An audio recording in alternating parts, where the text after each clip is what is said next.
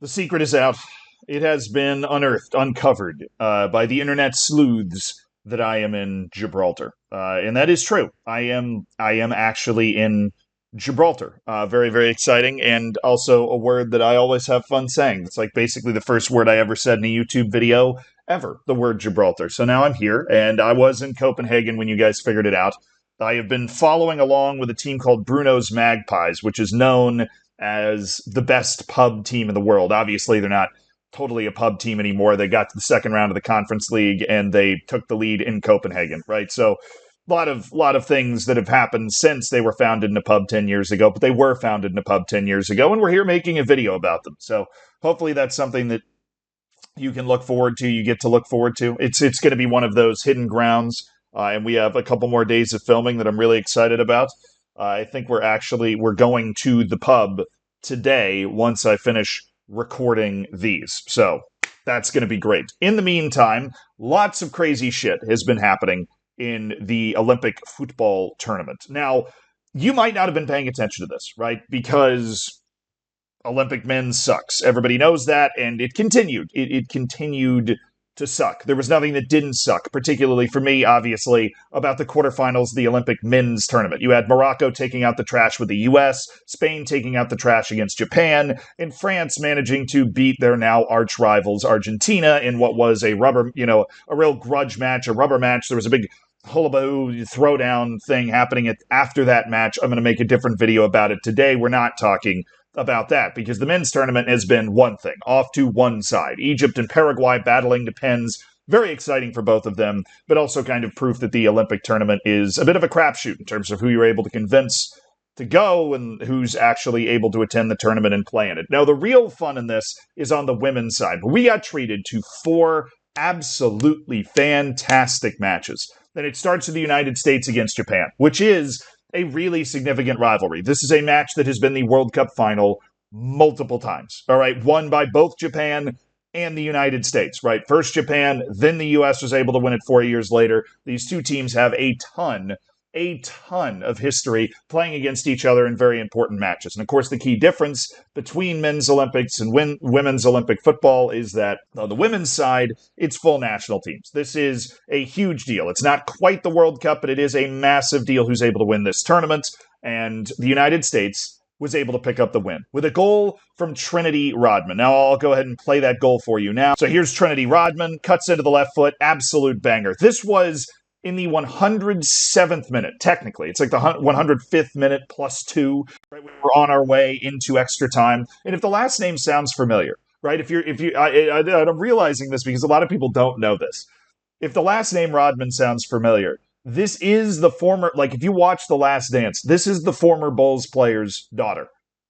Okay, like Dennis Rodman's daughter, Trinity Rodman, is a star player for the U.S. women's soccer team and is balling out clearly with this late goal against Japan. Now, statistically speaking, obviously you can only get so much from that. The United States was the better team, had a ton of the ball, but Japan did threaten the goal, obviously, just wasn't able to put the ball in the back of the net. So we go to extra time in the first match. Right, in the United States is able to win it in extra time in what was described by even the announcer is kind of an ugly game that had a beautiful finish for the United States.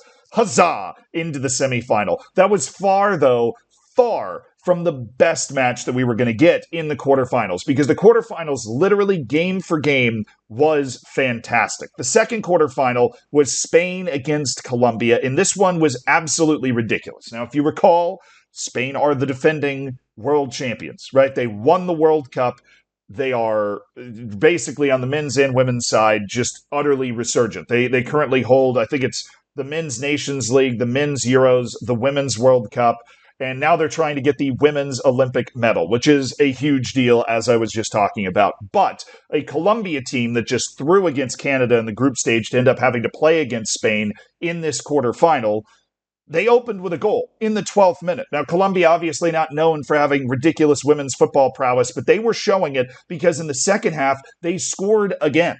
Okay, they scored again in the 52nd minute to take a 2-0 lead over world champion Spain, a team that only got 3 points from the group stage that is now all of a sudden up 2-0 against the world champions with less than 40 minutes to play. But you can see the writing on the wall here. Obviously, the twists and turns are not going to just go down the path of, oh, the dark arts, and then all of a sudden Colombia won. I wouldn't be talking about this match as enthusiastically as I am talking about it if that was the case, if that was what actually happened. Because then in the 79th minute, Spain was able to find its first goal. And this is the first time we see the Colombian keeper. The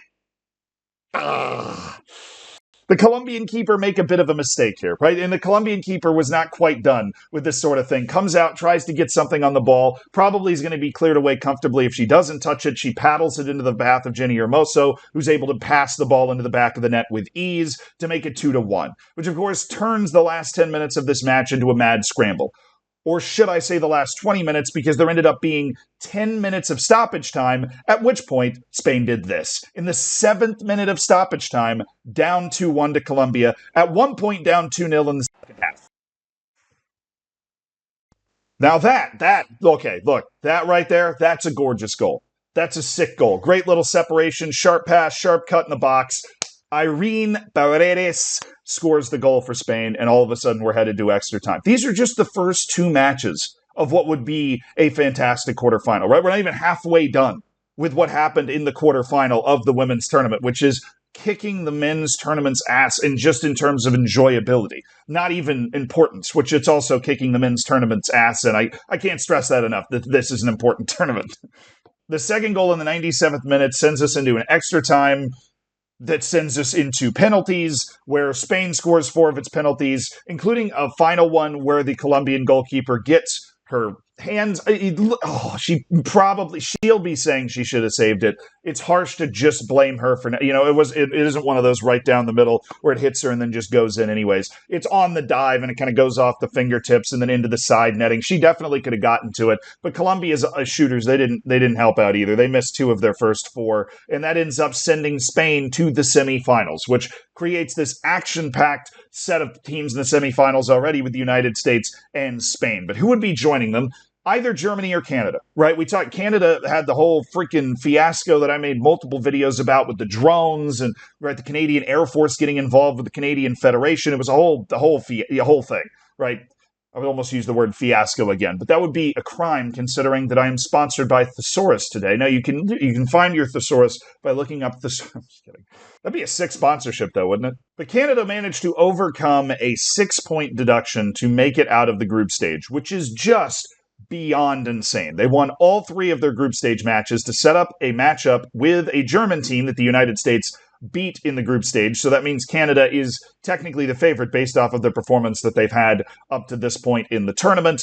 Now, Canada, the reigning gold medalists, did dominate large parts of the match. You just have to look at the shot attempts, the shots on goal, to really understand that it was Canada one-way traffic most of the way. But as we know, in these types of tournaments, that is not all that matters, because the German goalkeeper just stood tall. The shout out of the entire round goes to my favorite lunch, Anne-Catherine Berger, because after the first penalty went in, Anne-Catherine Berger was all over it. Second penalty, no dice. Third penalty, no dice. The fourth penalty for freaking Canada, she basically saves and then just funky spin off the heel of her palm has it spin over the line. It's a really unlucky miss save for Anne-Catherine Berger. The German shooters do enough, and Germany wins what was a second consecutive penalty shootout in the quarterfinal to knock out one of the pre-tournament favorites in Canada and send Germany to the semifinal, meaning we have the United States, Spain, and Germany waiting for a 4th team, which of course the host nation of France is hoping is going to be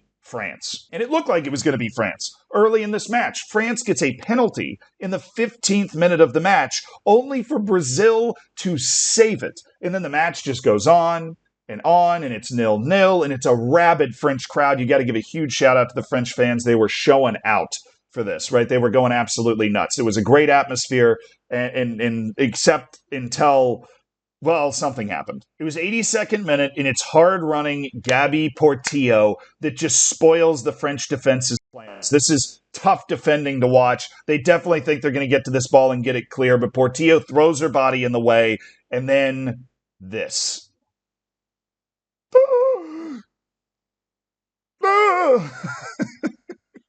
I mean, you can see the French fans in the background just like they can't believe what's just happened, and it's just a brutal way to. I mean, when you've played this whole match and it's tight, and you had the penalty in the first half, and you're thinking, man, we should be ahead, and then all of a sudden, it's one moment. It's not a sustained amount of pressure. It's not getting dominated and outplayed. It's Gabby Portillo just putting in the hustle late in the match, legging it out to contest that clearance, and it just falls perfectly for her. She holds her nerve and scores, and Brazil knocks out the hosts. Meaning, when it comes to women's football, we have an absolutely turbocharged semifinal. Now, I only have to say that because the United States, because these other three nations are obviously superpowers in both. But you have the U.S., Spain, Germany, and now Brazil with the host nation France out. It's going to be a ridiculous set of the Final Four. The matches are drawn already, by the way. It's the United States and Germany in a rematch of the group stage, and Brazil and Spain. And that's going down on, I can't read these websites. It's going down on Tuesday.